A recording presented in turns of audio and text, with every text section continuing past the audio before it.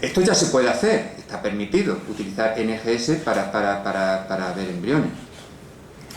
Eso ya se está haciendo. ¿Y qué se puede hacer? Pues a modo de ejemplo, y los que por ahí veo a gente que sabe lo que estoy diciendo, pues hay tecnología a nivel de ADN que permite modificar el ADN. En el 2015 una revista científica consideró que una tecnología que se llama CRISPR-Cas9, CRISPR, voy a llamarlo solo, fue el avance más importante de la ciencia en el 2015. Los que estáis aquí, pues diréis, bueno, ¿y eso qué es? Pues el CRISPR es una aproximación molecular para modificar el ADN. Que pongo esta imagen porque intentaría representar cómo es de verdad. Esto sería el ADN de los cromosomas y son moléculas que se utilizan, enzimas que se utilizan en el laboratorio para modificar el ADN, pero yo prefiero que lo veáis así, ¿de acuerdo? Son como si fuesen llaves inglesas, herramientas que pueden buscar posiciones muy precisas del ADN con una precisión que hasta ahora no se había pensado, ¿eh? Pueden encontrar cualquier gen, cualquier región del ADN que esté estropeada, modificarla y cambiarla.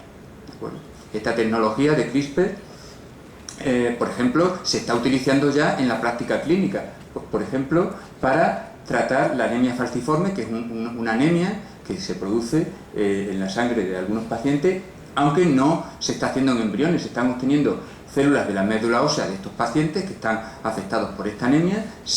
Como se sabe, el gen que produce este defecto, se modifica este gen, se repara con estas herramientas moleculares y estos eritrocitos que están, eso Carmen lo sabrá mejor que yo, pero estos eritrocitos, esto es una imagen un poco irreal, estos eritrocitos que no pueden realizar bien su función porque en lugar de ser esféricos, o más bien que esféricos, como si fuesen donuts o algo así, se convierten en como pequeñas hoces, en como pequeñas estructuras cóncavas, de ahí el nombre de falciforme, no son capaces de realizar su función. Pues con la tecnología CRISPR se pueden reparar estas células de la médula ósea.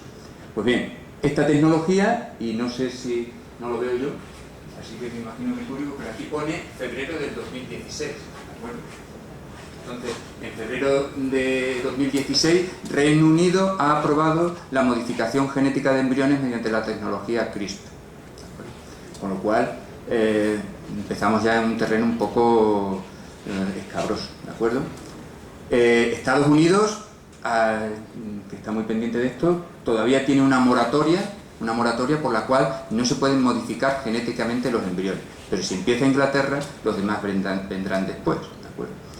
Y sin que quiera poner muchos ejemplos para no poner nervioso, con esta tecnología, con estas dos tecnologías que he mencionado, primero podríamos seleccionar embriones. Yo no quiero que nadie se le cruce por la mente la palabra eugenesia, pero podríamos seleccionar embriones con unas características determinadas. Pero si esa palabra le parece fuerte a alguien y no vamos a seleccionar embriones para coger unos para transferir y otros para desechar, sí que los podemos modificar, sí que los podemos cambiar, ¿de acuerdo? En una encuesta, que es que lo he cogido de una revista científica muy reciente y lo tengo aquí en inglés, pero lo he puesto aquí abajo, en una encuesta muy reciente, el 15% de la población, esto es una encuesta en Estados Unidos, aunque hay una moratoria que no se puede modificar, el 15% de la población de Estados Unidos estaría dispuesta a modificar los embriones y quedarse embarazada de embriones si pudiesen seleccionarse niños más inteligentes, ¿de acuerdo? Y para poder hacer una comparación real, es decir, bueno, es que ¿cuánta gente estaría dispuesta, no para hacer cosas que ya digo que rayan la mala práctica, la ética? ¿Qué población estaría dispuesta a realizar estas técnicas de selección y manipulación genética para eliminar enfermedades? Y es un 45%.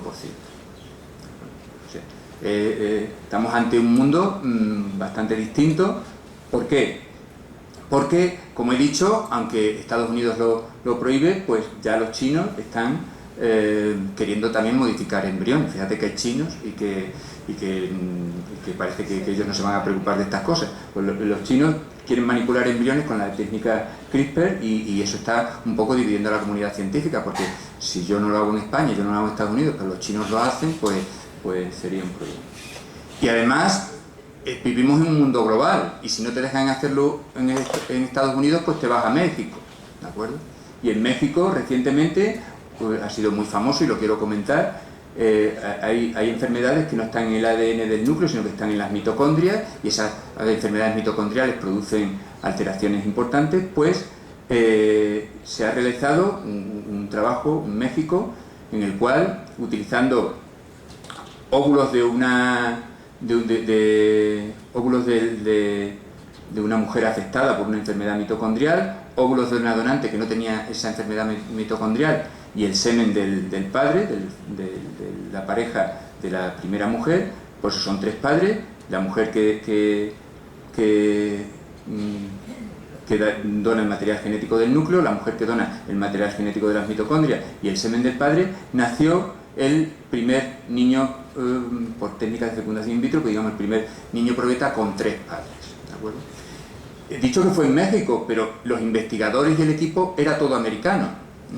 Ese muro que quieren hacer, pues se lo han saltado ellos para el otro lado, y se fueron a hacer esta técnica con pacientes americanos que podían pagar estas técnicas. Estas técnicas, lo comentaré después, son carísimas, y consiguieron un bebé de 3 padres sin las modificaciones mitocondriales. Por lo tanto, aquí abro un poco un tema que claro, ¿cuál es el futuro y también a la vez presente de la reproducción asistida? Pues voy a saltarme algunas cosas, pero esto me lo voy a saltar porque existen métodos para la selección de embriones, como he dicho, y la edición génica de estos embriones para conseguir embriones a la carta, embriones de diseño. Yo lo quiero plantear no en el sentido peyorativo de la palabra, pero se podría plantear en ese sentido. Voy a saltarme esto porque quiero ir directamente un poco a qué futuro nos encontramos, a qué situación nos vamos a encontrar. Pues nos vamos a encontrar que van a acudir a centros de reproducción asistida parejas que no tienen problemas de esterilidad, es decir, que no tienen problemas de disfunción reproductiva, ¿de acuerdo? Sino simplemente parejas que quieren una selección embrionaria y quieren que su hijo, ya he dicho que el diagnóstico genético reimplantacional surgió para evitar enfermedades, surgió para evitar aneuploidías, pero ahora ya se pueden evitar enfermedades a nivel de una enfermedad única. Se puede corregir la fibrosis quística, se pueden evitar transferir embriones que tengan mutados los genes que predisponen al cáncer de mama.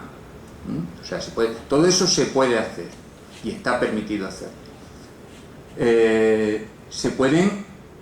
Puede ser que las donantes de óvulos y los donantes de semen, para aquellas parejas que necesitan estos óvulos, para estas parejas que necesitan estos semen, sean descartados por problemas genéticos cuando que es las diapositivas que me he saltado antes, cuando a estos donantes de óvulos o a estos donantes de semen se les pueda hacer la secuenciación completa de su genoma por 1.000 euros y diga, usted no puede donar y usted sí que puede donar. Y eso se podría extender a otras ramas de la medicina. En fin, me voy a saltar un poco. Y podrían venir parejas o acudir parejas a los centros de reproducción que no necesitan, que no tienen disfunción reproductiva, sino que solo solicitan, y de ahí el título cuando hablé con Carmen, que solicitan un bebé de diseño, con un índice de inteligencia determinada, con unos rasgos determinados, con un color de pelo y de ojos determinado. ¿De acuerdo? Eso, gracias a la secuenciación masiva y al conocer tan profundamente el genoma humano, por ejemplo, ya se han identificado genes relacionados con la inteligencia. Entonces podría una pareja decir, yo ya que voy a tener un hijo, quiero que me asegure que tenga 110 como mínimo, ¿no? O 120, porque ya que lo voy a tener, por supuesto, que tenga síndrome de Down, eso ya está, eso fue en los años 70 o en los años 80. Pero ahora ya quiero que tenga un índice de eso. Por lo tanto, quiero terminar, esta creo que es la penúltima diapositiva, que por supuesto todo esto supone un debate importante por todas las partes implicadas, pacientes, investigadores, médicos, etc. La sociedad tiene que intentar evitar una reproducción de élite, porque lo dije que lo iba a decir, pero es que todo lo que he dicho es carísimo, y no lo cubre la seguridad social. ¿De acuerdo? Por ejemplo, se calcula que el nacimiento no porque lo hiciesen en México, lo del niño de 3 padres de Estados Unidos puede haber costado del orden de $150.000. hay casas que cuestan $150.000 y entonces ¿cuánto vale tu hijo? ¿No? Pero hay que intentar evitar que haya dos tipos de reproducciones. Una es la reproducción de la gente que se reproduce de forma espontánea y otra la gente que se reproduce utilizando estas técnicas que son muy caras. Hacer una biopsia al embrión antes de implantarlo y analizarlo genéticamente, actualmente está alrededor de unos 5.000 euros. ¿De acuerdo? Es decir, es dinero, pero tampoco estamos hablando de hipotecar el piso. ¿De acuerdo?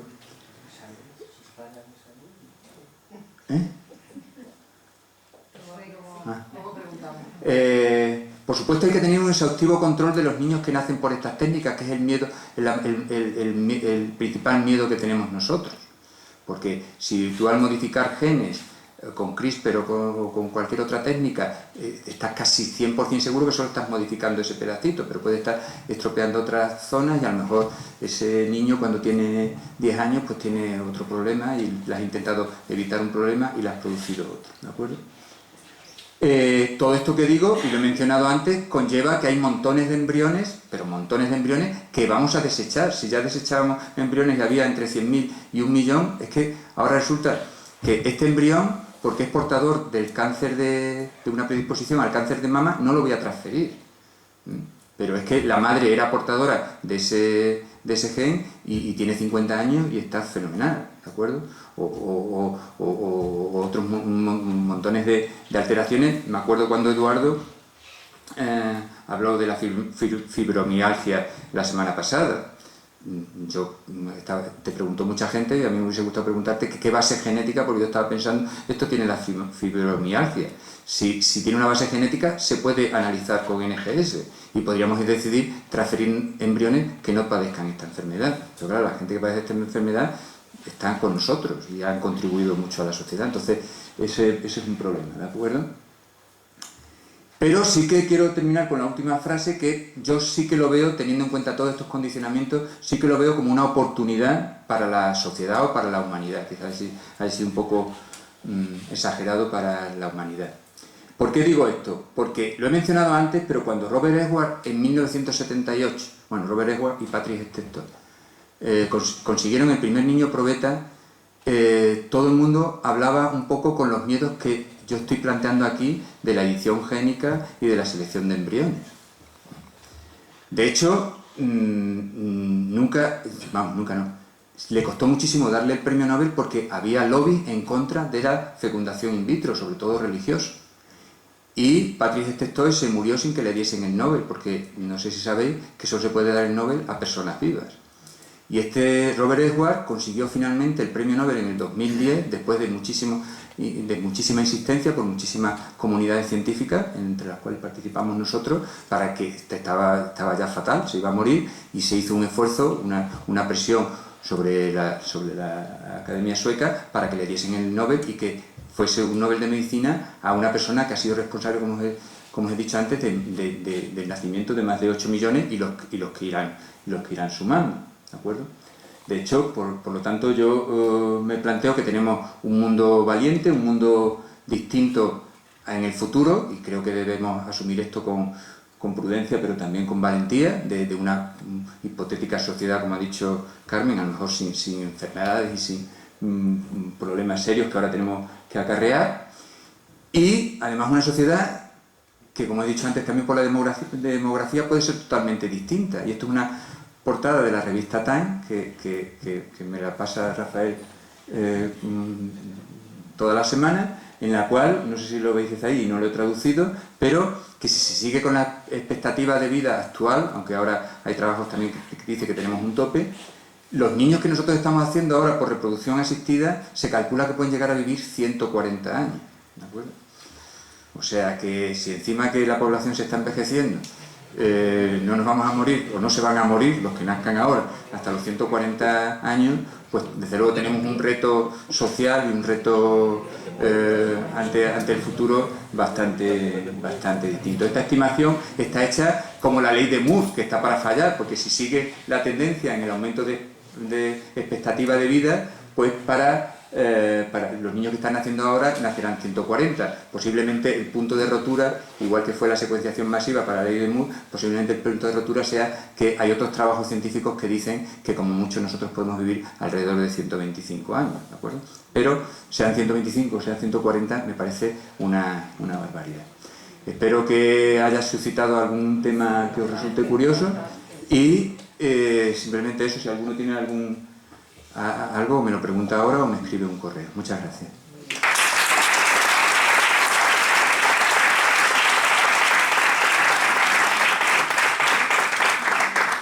Sí, ¿qué iba a preguntar? Comenzamos un turno de preguntas, porque yo creo que hemos quedado todos un poquito tocados, pero no con ratito, sino con mucho tiempo. Así que cuando quieran. Roberto. Yo nada, nos conocemos hace mucho tiempo, pero nunca te había escuchado contar con tanto detalle a lo que te dedicas. Me ha parecido fantástico, ¿no? Interesantísimo y es una lección magistral. Ya nos conocemos, ¿no? Mi cuestión, mi análisis o mi inquietud es que hemos partido de una premisa que es una patología, ¿no? Una enfermedad que es la infertilidad. Y entonces la biociencia ha generado soluciones, y hasta muy sofisticadas. Ya me conoces de otros debates parecidos. Claro, a nivel individual hay mujeres, hay familias que no son fértiles, no pueden tener hijos, ¿no? O algunos que quieren tenerlos, parece en el futuro, pues más perfectos.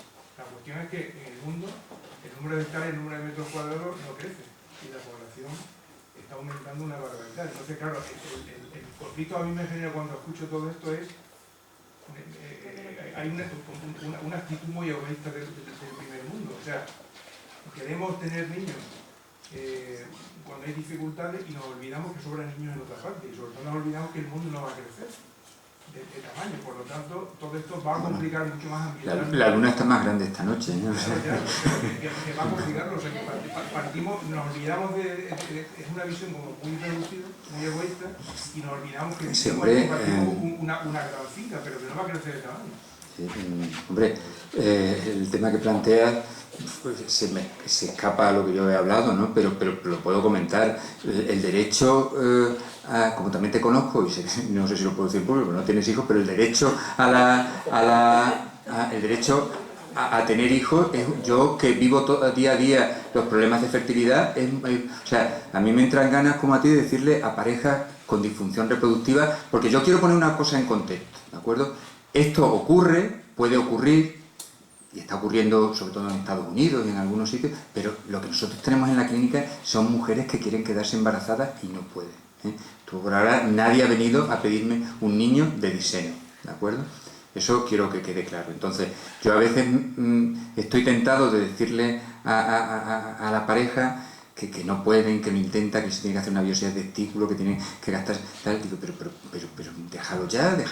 Y es un instinto que tienen de tener hijos propios que es irrefrenable. Entonces, esa demanda alguien la tiene que cubrir, Que esa pareja, en lugar de luchar tanto, que muchos lo consiguen, podía adoptar un niño, si es lo que te refieres, es libre. Nosotros, vamos, eso me parece una vía totalmente lógica, que habría que tratar la población mundial y porque hay tantísimos, que África va a pasar de 200 millones a 1000 millones en no sé cuánto tiempo, pues sí, pero el problema que tú planteas sería un poco más global, ¿no? Es decir, nosotros no estamos fomentando esto o sea, de hecho, sí, también hay que tener en cuenta, y hay muros en el mundo, porque ese mundo global debería empezar por derribar muros, y entonces las cosas se solucionarían, pero hay muros y España es España, y como he dicho, estamos perdiendo población y cada vez va a ser más difícil cuando, yo no sé lo que duraré, pero para pagarnos las pensiones vamos a andar fatal, ¿no? O bien abrimos los muros, las puertas, o bien tenemos más hijos, sin ir al extremo, como he dicho, de los 15 niños que se tenían en los años 60, ¿de acuerdo? Entonces, reconozco que ese es un tema controvertido, pero ya digo que nosotros vamos allí a la clínica y nosotros estamos haciendo mucho, y Daniela lo sabe, que es una persona que trabaja en la clínica nosotros estamos haciendo mucho diagnóstico genético preimplantacional para evitar enfermedades y para evitar aneuploidías, ¿eh? Mujeres que, por ejemplo, van a la clínica, que ya han tenido 3 abortos o un montón de problemas y no quieren volver a abortar. Es decir, nosotros hacemos bastante DGP, pero por ahora nada para selección embrionaria sin causa de enfermedad. Yo no sé si a lo mejor en clínicas más novedosas de España están atendiendo a este tipo de demanda, pero nosotros no la estamos atendiendo todavía. Lo mismo que una pareja adopta un niño, puede adoptar un embrión de eso para desechar. No, el término legal no es adoptar, ¿de acuerdo? Pero sí que puede recibir, recibir una transferencia de embriones donados, ¿de acuerdo? Es una donación, no una adopción, ¿de acuerdo? Lo que dice Quintín tiene razón, aunque juega un poquito de ventaja porque conoce también el tema. Muchas parejas, una vez que consiguen el embarazo, esos embriones congelados los mantienen durante un tiempo. Pero cuando ya los niños son mayores o ha pasado mucho tiempo, o por otras circunstancias, esos embriones congelados, una forma de desatascar esos miles de embriones, no sé si serán 100.000, 150.000 o 1,5 millones, pero de descongelar esos embriones es que la ley permite donarlos a otras parejas. Es una donación, no una adopción, ¿de acuerdo? Donarlos a otras parejas. Entonces, ese embrión que está congelado en esos tanques de nitrógeno que he mostrado antes, viene la pareja que es propietaria legalmente de esos embriones, genéticamente también, pero lo principal es que tiene la propiedad, la filiación de esos embriones, y dice que los quiere donar a otras parejas. Rellena un formulario y libera esos embriones. Ya no tienen más derechos sobre ellos, ¿de acuerdo?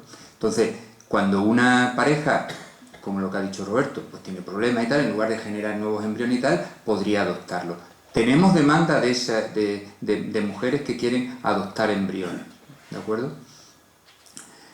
O que les donemos embriones. El problema es que casi ninguna pareja quiere donarlos a otras parejas, porque se imaginan que van a ver al hermanito de su hermanito por la calle San Juan cuando salen de la RESAP y encima no solo lo van a ver, sino que van a terminar casando con él o con ella, ¿de acuerdo? Entonces, la proporción de parejas que donan los embriones para donarlos a otras parejas es mínima. Nosotros, en cuanto donan uno, vamos, nos quedamos un poco, bueno, y tenemos una lista de espera de mujeres que quieren embriones donados, pero prácticamente no los dona nadie.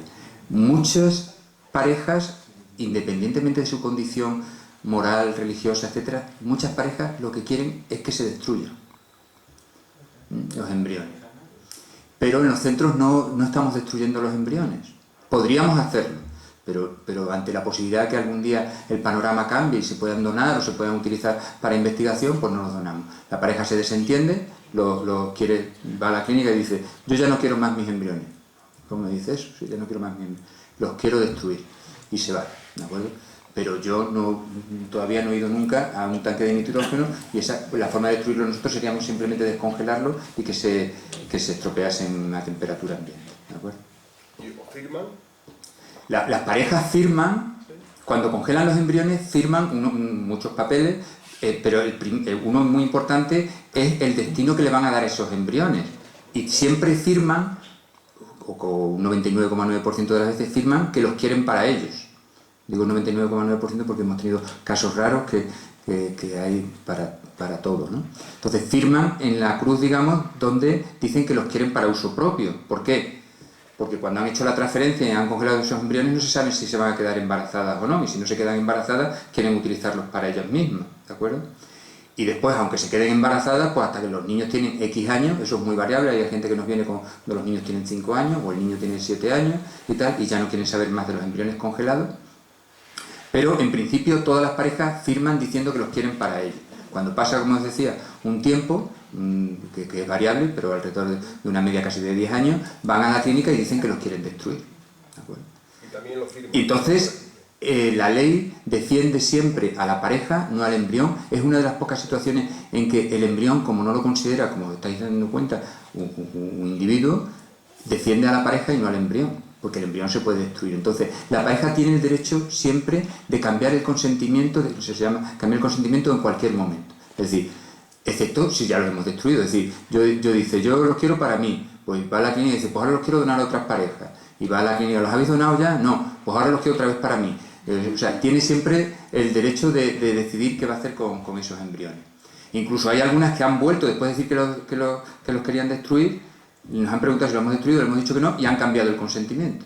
Y han dicho, bueno, pues como ahora yo tal me he vuelto a casar con otro y no sé qué y no sé cuánto, pues ahora he pensado en descongelar un par de embriones y a ver si tengo un par de niños.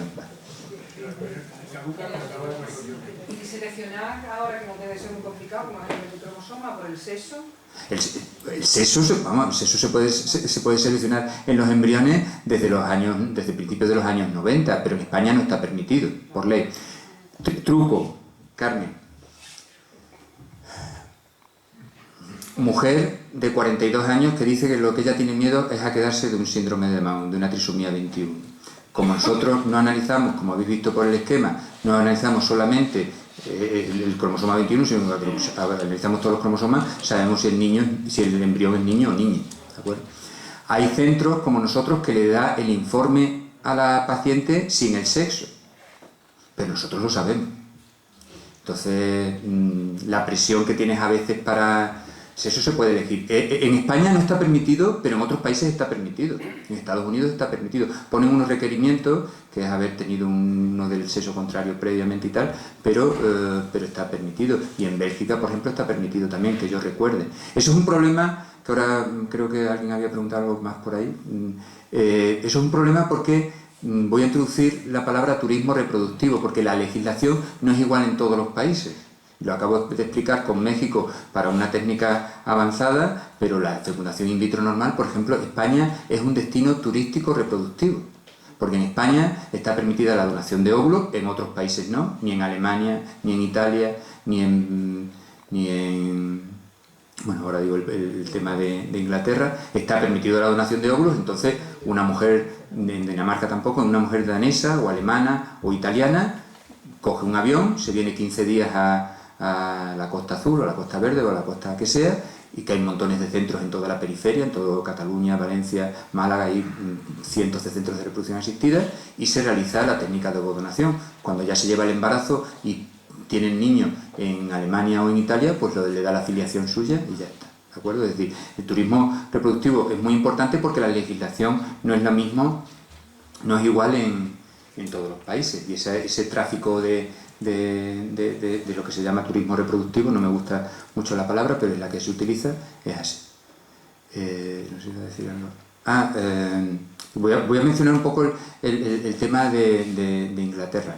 En Inglaterra, que han salido películas y noticias en la televisión, en el Reino Unido está permitida la donación de óvulos y de esperma, pero hace unos 10 años o así, el Parlamento se le ocurrió decir que quien donase óvulos o esperma, los niños que naciesen tenían que saber la identidad del donante de óvulos o de esperma, y nadie dona en Inglaterra. Nadie dona en Inglaterra, pues si tú vas a donar tu semen o vas a donar tus óvulos y te van a venir a los 23 años uno llamando a la puerta de tu casa. Entonces hay países que está permitido, pero tienen esos resquicios legales. Entonces, como he dicho, lo principal ingleses en España, o sea, nosotros, como yo digo, la Armada Invencible no conquistó Inglaterra, pero tenemos miles de niños en Inglaterra nacidos de óvulos de española, o sea que poco a poco vamos a hacernos con Inglaterra. En España la donación de óvulos y de semen es anónima y altruista, ¿de acuerdo? Entonces nunca puede saber la que recibe el óvulo, la que recibe el semen, quién fue su padre o su madre genética. ¿Te vas a preguntar algo? Sí. Tú, sí. Mira, yo que quizás no lo haya entendido y me voy a derivar un poco de lo que más atención llama, que son casi los problemas de tipo bioético. Sí. Cuando habló de la biopsia al embrión, sobre esa célula que se selecciona, se hace todo el análisis genético en general. Pero luego me pregunto, y sin entrar en detalle, naturalmente en detalle técnico, porque me sobrepasaría a mí y quizás a bastantes personas de aquí, la hipotética manipulación genética que se puede hacer habrá de hacerse sobre cada una de las células que que restan dentro de esa zona, de ese embrión, ¿no? Sí, es una pregunta, no me importa decirlo, bastante inteligente, porque en principio, si nosotros detectásemos una alteración, por lo que está explicando de la biopsia de esa blastómera en ese embrión, y quisiésemos hacer una terapia a ese embrión, tendría que ser así sobre el resto de las células. Pero voy a hacer una matización porque no es exactamente así. Eso podría ser, pero casi son dos caminos, ¿bien? O bien hacemos selección o bien hacemos terapia.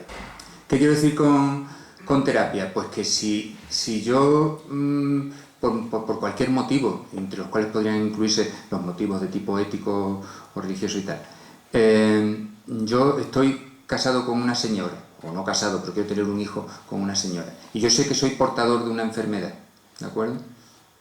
Y mi mujer portadora también, a lo mejor, de ese alelo que no quiero entender. Eso es lo que quería explicar, y me he saltado 2 diapositivas y precisamente iba a explicar eso. Entonces, yo tengo una probabilidad elevada de que esos hijos tengan una alteración genética grave. Aunque yo no la manifieste y mi mujer no la manifiesta, que como está ahí la señalo, pues, aunque mi mujer no la manifiesta, pues la conjunción de los genes después va a hacer que ese embrión tenga ese problema.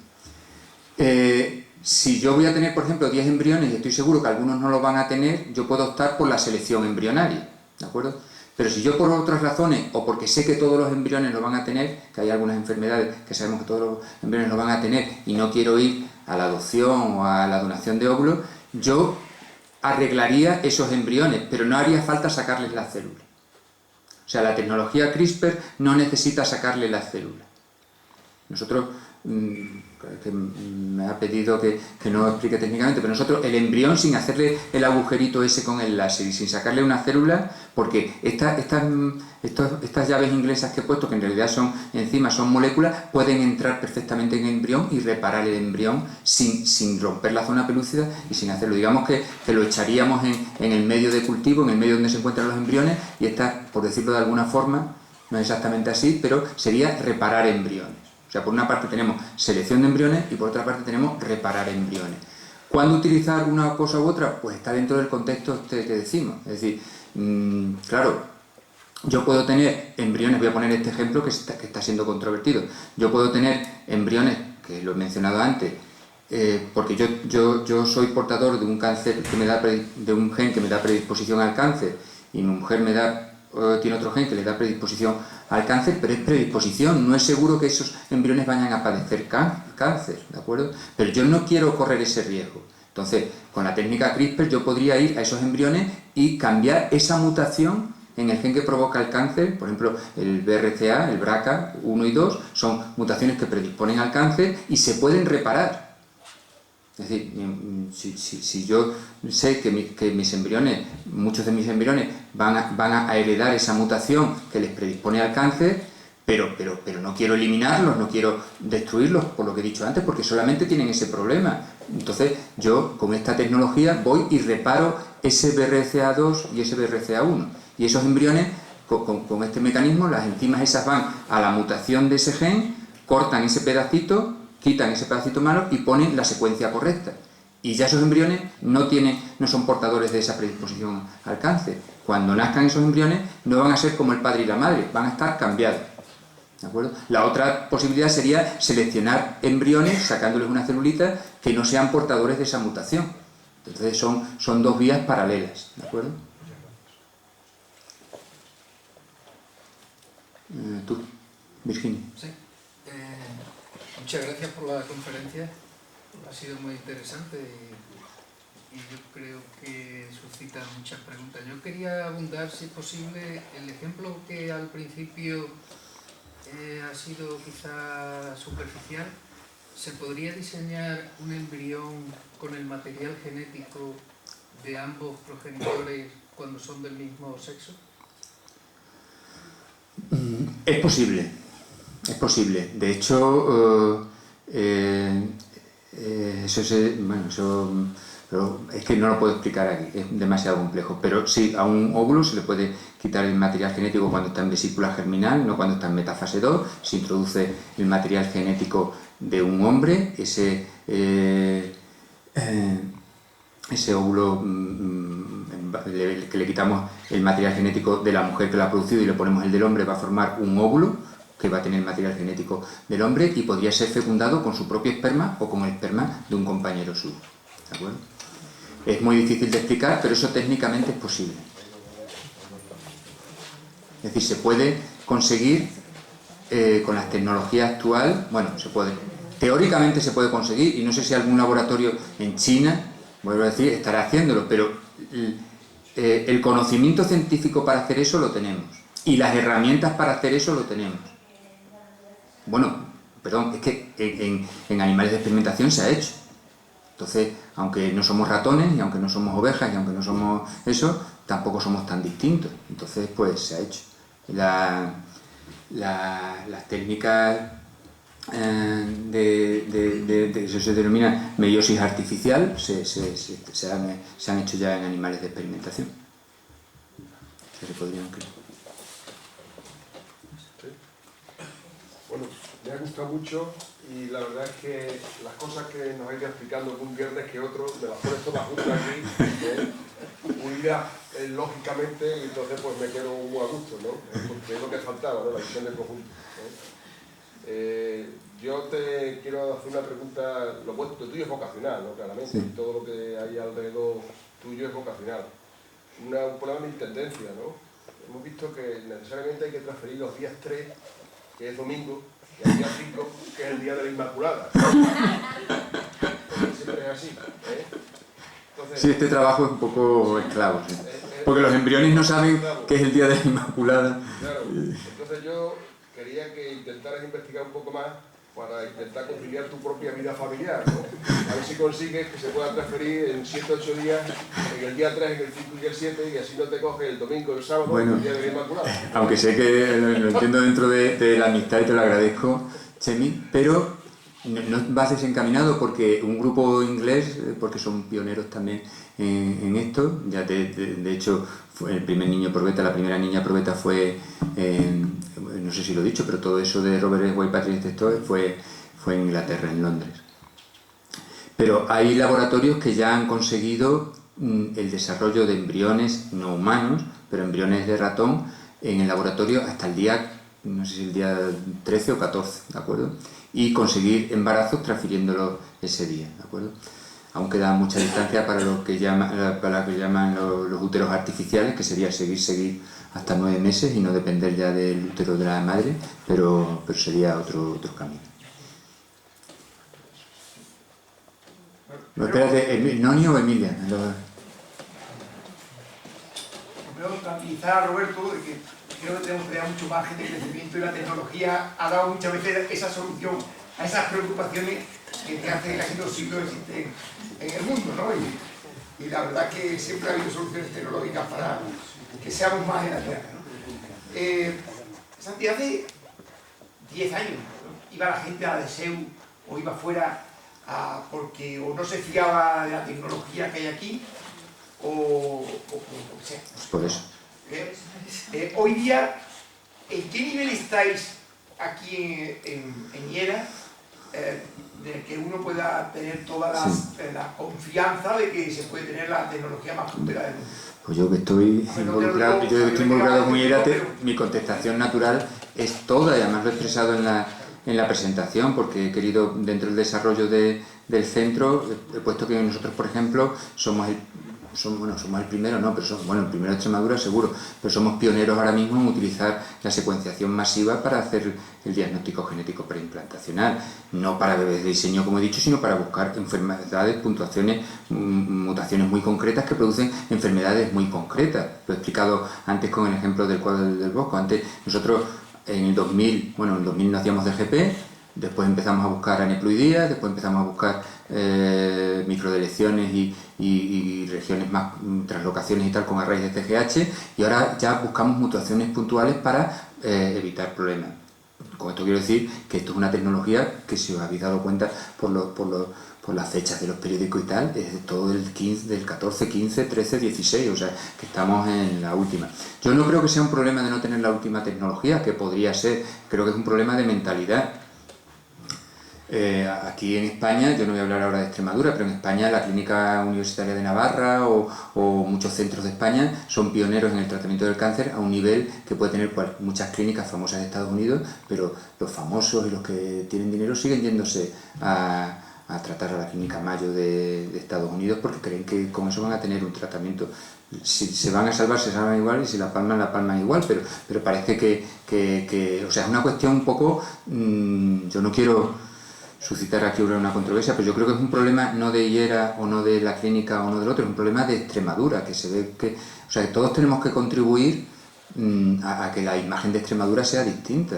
O sea, Hiera, o sea, hace 10 años la gente se iba a Deseos por lo que la gente se sigue yendo a Deseos ahora, que hay gente que se sigue yendo, porque creen que Barcelona es mejor que Badajoz y porque creen que Cataluña es mejor que Extremadura, no porque crean que Deseos, que no sé lo que, no, bueno, algo influirá también, pero pensarán que Hiera es peor que Deseos porque está en Badajoz y porque está en Extremadura, no porque sea mejor ni peor. De hecho, bueno, como nos conocemos y estamos a eso, pues Hiera a nivel, por ejemplo, nacional, es un centro bastante conocido y pionero en muchas técnicas. Lo puse en las técnicas de embriocinética, que son unas técnicas que tampoco tengo, como dice Chemi, yo soy vocacional y es que os podría contar historietas de esto pues todos los lunes, si queréis, os podría contar una historia, pero las técnicas de embriocinética o morfocinética, que son técnicas complejas, hemos sido pioneros, no en España, porque sí que es verdad que hay otros centros, pero ni Sevilla, ni Lisboa, ni Huelva, ni Salamanca, ni Córdoba lo han incorporado y nosotros ya lo hemos incorporado, ¿de acuerdo? O sea que nosotros estamos en la última tecnología, es mi función, y que la clínica esté a la última tecnología. Yo, aunque yo sé hacer eso que habéis visto ahí, aunque yo sé sacar una blastoma, eso lo llamamos blastómeno, aunque yo sé sacar una célula del embrión y aunque sé hacer muchas cosillas con los embriones, de sacarle células, ponerle células y tal, mi función ahora es que Hiera esté al máximo nivel en investigación. Lo que pasa es que a veces eso es muy difícil transmitirlo porque, claro, nosotros por ejemplo decimos que hacemos embriocinética o que hacemos el DGP ahora por NGS y me alegro con la respuesta porque es que tu modestia en muchas ocasiones parece que minusvalora el gran trabajo que hacéis, ¿no? Y el nivel en el que estáis. Hombre, pues no, o sea, gracias por... Sí, si el enfoque es ese, yo creo que es real. No únicamente por mí, porque como esto es una charla divulgativa, no he puesto muchos agradecimientos, he mencionado solamente a José Antonio, pero con la excusa de que había participado en ese libro explicando qué es la disfunción reproductiva, pero esto es una labor de un equipo, obviamente, igual que en todas las cosas. Yo lidero ese equipo en algunos aspectos, José Antonio Domínguez lo lidera en la parte clínica, en la parte ginecológica, pero hay montones de gente trabajando en eso, ¿de acuerdo? Yo he dicho que sé hacer eso y que lo hacía, ahora ya no lo hago, ahora yo estoy preocupado de que la biopsia de blastómeras o sea, el DGP, las técnicas estas con la NGS se realicen, que es un esfuerzo importante, ¿de acuerdo? Emilia. Bueno, felicidades, Santi, por tu charla y gracias a la sociedad por organizar este ciclo científico. Y mi pregunta es una curiosidad que a veces se ha suscitado en charlas sobre la reproducción asistida y estos temas. Si hay donantes tanto de óvulos como de espermatozoides, me refiero a los donantes altruistas, ¿no? Y que has comentado que no tienen registro bueno, mi pregunta es, bueno, el receptor no conoce de dónde se origina, ¿no? Pero sí tienen registro, ¿no? No. Eso es un tema, vamos, lo voy a explicar sencillamente, aunque tiene un poco más de complicación. Existe un registro de donantes que se acaba de crear a nivel nacional que custodia el Ministerio, pero está encriptado, ni nosotros sabemos quiénes son los donantes. Existe un registro de donantes porque la ley dice que si después un niño nace y tiene algún problema genético, precisamente, nosotros tenemos que recurrir a los padres para hacer algunos análisis genéticos. Pero la donación es anónima. Nunca puede saber la receptora de óvulos quién fue su donante y viceversa, ¿eh? La donante nunca puede saber dónde fueron sus óvulos. Por eso Y además no penséis que Matesán está solo con el corazón y con el riñón y con no sé qué más trasplantes del hígado y tal, sino Matesán está muy interesado también en la... O sea, estamos dentro del mismo saco que de la donación de cualquier órgano o de cualquier célula, ¿de acuerdo? O sea, España es una potencia, al igual que es una potencia en donación de órganos, una potencia en donación de gametos, porque está amparado por una ley muy buena, muy lógica, de altruismo, de anonimato, que todo el mundo se ve amparado en ella, porque claro, nadie quiere donar y tener problemas después de que vengan a reclamarle la paga de la semana, ¿no? Y nadie quiere recibir, nadie quiere recibir óvulos y saber que la chica que va por ahí es la madre genética de sus hijos, ¿no? Sí que hay unos mecanismos que ya digo que no puedo explicar ahora, como otras muchas cosas, por las cuales se tiene una especie de registro de donantes a nivel nacional. Entre otras cosas porque la ley, para evitar problemas de endogamia después, no permite, claro, es que me imagino que la preguntaba por eso, la ley no permite que una donante de óvulos o un donante de semen dé más de 6 nacidos vivos. ¿De acuerdo? Es decir, si aborta... ¿Pueden estar en la misma ciudad? Pueden estar en la misma ciudad. Es que ahí hay mucho riesgo. El riesgo de endogamia está calculado para que en una ciudad de 30.000 habitantes la probabilidad de que se casasen 2 hijos de la misma donante sea prácticamente nula, de menos de 1 de cada 1000. O sea, la ley lo ha calculado con 6 porque tenéis en cuenta que es para una ciudad de 20 o 30.000 habitantes. Teniendo en cuenta que Badajoz tiene 170 y que las donantes circulan, andamos con una probabilidad prácticamente nula. Os voy a contar una curiosidad, pero es más probable que se casen 2 medio hermanos por infidelidad que por donación de óvulos. Esa era la consulta que tenía, que nos surgió alguna vez hablando. O sea, si tuviésemos que hacer pruebas ahí de medio hermanos, resulta que aparecerían muchas cosas raras. Sí. Bueno, volviendo un poco a la pregunta, muchas gracias por la conferencia, ha sido muy interesante. Volviendo un poco a la cuestión que ha suscitado la persona que la ha presentado. Estamos muy cerca del mundo feliz de Huxley. ¿Cree usted que hay, más específicamente, una carrera semisecreta entre distintos países con fines supremacistas en este campo? Medio contesté antes, gracias por la pregunta. Medio contesté antes porque yo creo que no, sinceramente. Lo he contado esto un poco pues, para suscitar el debate, pero antes he dicho que todos los centros que yo conozco, que me relaciono con muchísimos centros, no solamente nacionales sino internacionales, nos dedicamos a tratar la disfunción reproductiva, a ayudar a parejas que no pueden tener hijos y a intentar que dentro de un marco lógico y ético esos hijos nazcan los más sanos posibles, ¿de acuerdo? La prensa sensacionalista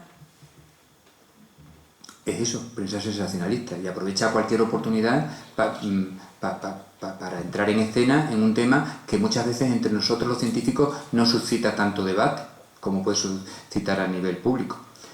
Lo que yo he contado, que a lo mejor lo he provocado, que si los chinos hacen esto, que si lo tal, también yo voy a poner el ejemplo de la clonación.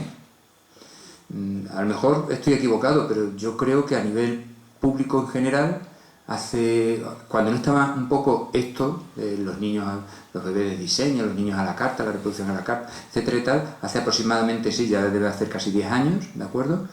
Y se iba a hacer a clonar el primer ser humano. Y había una carrera por clonar el primer ser humano, que también entraron los chinos, un coreano, un chino, para ellos no sé lo mismo, yo lo voto, un coreano, que después resultó que era mentira, que había clonado al primer ser humano, etcétera, ¿de acuerdo? Entonces, desde luego, hay algunos picos, algunas puntas, ¿de acuerdo?, que destacan, porque sí que puede haber algunos laboratorios, algunas circunstancias que estén en esa carrera, pero yo creo que es una carrera mediática, porque ¿qué le pasa? El doctor que he enseñado antes, que tiene de rasgos étnicos, es asiático, pero vive en Estados Unidos y ha hecho el niño de 3 padres en México, vaya mezcla, tiene un centro en Estados Unidos importantísimo, enorme, y gana muchísimo dinero. La fecundación in vitro en España, como media, cuesta 5.000 euros, ¿de acuerdo? Un ciclo de fecundación in vitro. No sé si es mucho o poco, pero eso es la media que cuesta en España. En Extremadura menos, que es lo casi contestando. O sea, tú no puedes cobrar lo mismo que Deseo, a lo mejor haciendo lo mismo, porque creen que Deseus sí que puede pedir, no, Deseus pide mucho más, Deseus puede pedir 7 y tú tienes que pedir 4 porque es Deseus y está en Barcelona. El personal es el mismo y las técnicas son las mismas y el esfuerzo es el mismo, ¿de acuerdo? Pues en Estados Unidos, un ciclo de fecundación in vitro, que aquí está de media en unos 5.000 euros, en Estados Unidos cuesta casi 20.000 dólares, ¿de acuerdo? Y hay centros en Estados Unidos que hacen 10.000 ciclos, con el número que he dicho. Entonces, si un doctor sale en la prensa diciendo que ha sido el padre de un niño con 3 padres y que ha resuelto una enfermedad mitocondrial y tal, se lleva otros 1.000 ciclos de regalo ese año, ¿de acuerdo? Entonces, hombre, lo ha hecho y yo supongo que lo habrá hecho. Yo he visto la publicación científica y no voy a entretenerme aquí, pero tengo serias dudas de algunas cosas que ha hecho.